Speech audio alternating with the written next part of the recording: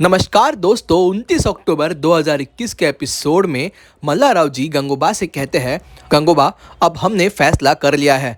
राजपूताना मुहिम का नेतृत्व हम हमारे जावई बापू यानी गुणो जी को ही देने वाले हैं।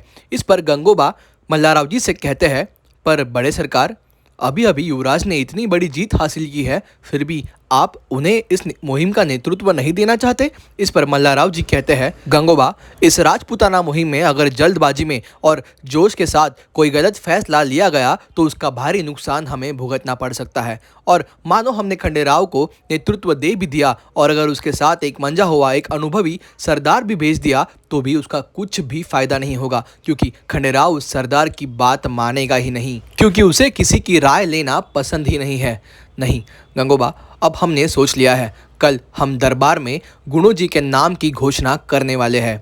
और दोस्तों, यहाँ खंडेराव अपनी अलग ही व्यथा में जूझ रहा है, क्योंकि खंडेराव ने शराब तो छोड़ दी है, लेकिन हम सभी को ये बात पता है कि बहुत दिनों से जिसको शराब की लत लगी हो, ऐसा कोई भी व्यक्ति जब शराब छोड़ता है तब शराब छोड़ने के बाद आगे के कुछ दिनों के लिए उसे उस तलब को सह पाना बहुत मुश्किल होता है। और यहाँ खंडेराव के साथ भी वही हो रहा है। खंडेराव बेचैन सा हो चुका है, उसे उसकी तलब सता रही है और वो अहिल्या की राह देख रहा है, क्योंकि उसे विश्वास है अगर अहिल्या उसके साथ होगी तो वो अपनी इस तलब को काबू में रख सकता है। और दोस्तों, उतने में ही वहां परीक्षित आ जाता है और खंडेराव से कहता है, हमने तुम्हें पूरे वाड़े में ढूंढ लिया और तुम यहाँ बैठे हो, चलो आज जाना नहीं है।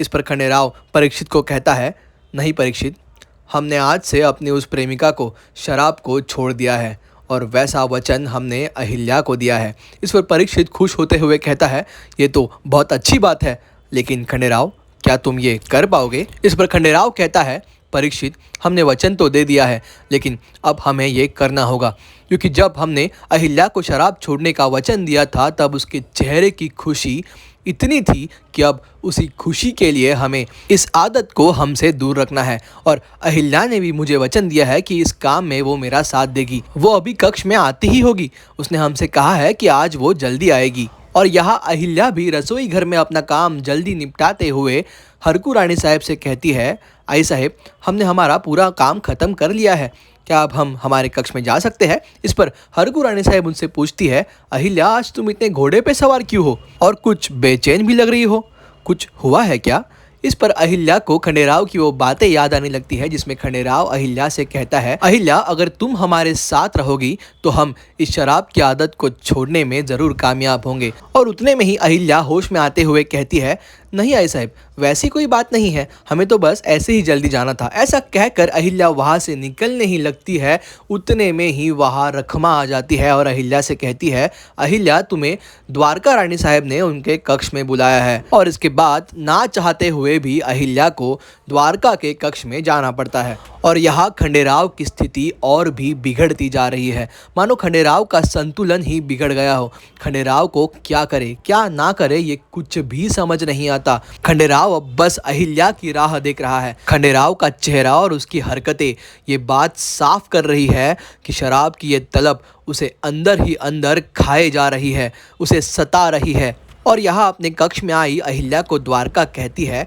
अहिल्या, हमें कल भवानी मंदिर में चुन्नी चढ़ानी है और उसके ऊपर कढ़ाई करनी है दुर्गा स्तुति की, और कढ़ाई करने में तुम्हारा तो कोई जवाब ही नहीं है, तो तुम हमें दुर्गा स्तुति की कढ़ाई करके दोगी ना? इस पर अहिल्या द्वारका से कहती है, हाँ साहब, मैं कल सुबह ही आपको कढ़ाई करके दे दूंगी। इस पर द्वारका अहिल्या को रुकाते हुए कहती है, अहिल्या, कल नहीं, आज ही करना होगा, कल तो हमें इसे मंदिर में चढ़ाना है। हमने अपने परिवार की सुख और शांति के लिए इसे मंदिर में चढ़ाने का फैसला लिया है। ये बात सुनते ही अहिल्या सोच में पड़ जाती है। बेचारी अहिल्या को तो खंडेराव के पास जाना था, क्योंकि खंडेराव को काबू में करना, काबू में रखना बस अहिल्या को ही आता है, लेकिन अब उसे ना चाहते हुए भी द्वारका के कक्ष में कढ़ाई करने के लिए बैठना पड़ता है। और यहाँ खंडेराव की हालत और भी खराब होती जा रही है। शराब की ये तलब उसे इतना सता रही है कि वो खुद उठकर अहिल्या को ढूंढने के लिए बाहर निकल पड़ता है, लेकिन अहिल्या खंडेराव को कहीं भी नहीं मिलती। और इसी की वजह से खंडेराव की बेचैनी और भी बढ़ जाती है। वो अजीब व गरीब हरकतें करने लगता है। शराब की ये तलब उसे अंदर ही अंदर खाए जा रही है। और खंडेराव मन ही मन कहता है कि अब मुझे अपना मन बहलाने के लिए कुछ ना कुछ करना होगा, नहीं तो हम अपने आप को इस शराब से दूर नहीं रख पाएंगे। और इसके बाद खंडेराव अपना मृदंग बजाने लगता है, लेकिन खंडेराव का किसी भी चीज में मन नहीं लगता। और यहाँ द्वारका के कक्ष में बैठी अहिल्या जल्दी अपना कढ़ाई का काम खत्म करती है और द्वारका को दिखाने जाती है, लेकिन तब तक द्वारका तो सो चुकी है। उसी क्षण अहिल्या द्वारका के कक्ष से निकलती है और सीधा खंडेराव के कक्ष की तरफ निकल पड़ती है, क्योंकि अहिल्या को ये बात पता है कि आज खंडेराव की सबसे बड़ी परीक्षा है, सबसे बड़ी कसौटी है। और अहिल्या जैसे ही खंडेराव के कक्ष में पहुंचती है तो उसे सामने खंडेराव उस कक्ष में नहीं दिखाई देता। अहिल्या चिंतित हो जाती है, लेकिन मन ही मन वो सोचती है कि शायद छोटे सूबेदार जी मेरे कक्ष में मुझे देखने के लिए गए होंगे। ऐसा सोचकर अहिल्या भागते हुए अपने कक्ष में पहुंच जाती है, लेकिन उसे खंडेराव अपने कक्ष में भी नहीं मिलता।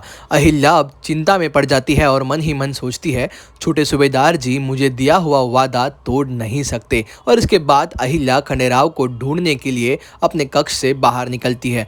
और यहाँ खंडेराव इस तलब से इतना परेशान हो जाता है कि वो परीक्षित के कक्ष के पास आकर उसके कक्ष का दरवाज़ा ठकठकाने लगता है। और जैसे ही परीक्षित अपना दरवाज़ा खोलता है, खंडेराव परीक्षित से कहता है, चलो परीक्षित, अब ये शराब की तलब हमारी जान ले लेगी। और यहाँ खंडेराव को ढूंढने के लिए निकली हुई अहिल्या को शस्त्रशाला में से कुछ आवाज़ आने लगती है। और इस समय शस्त्रशाला में कौन है ये देखने के लिए जब अहिल्या शस्त्रशाला के अंदर पहुंच जाती है, तब वो सामने कुछ ऐसा देख लेती है कि उसके होश उड़ जाते हैं। दोस्तों, आपको क्या लगता है खंडेराव कहाँ गया होगा और क्या खंडेराव अपनी इस आदत को छोड़ने में कामयाब होगा? आपकी राय हमें कमेंट करके ज़रूर बताइए। और वीडियो पसंद आया हो तो प्लीज़ लाइक कीजिए और सीरियल के आगे के अपडेट्स के लिए चैनल को सब्सक्राइब करना मत भूलिए। धन्यवाद।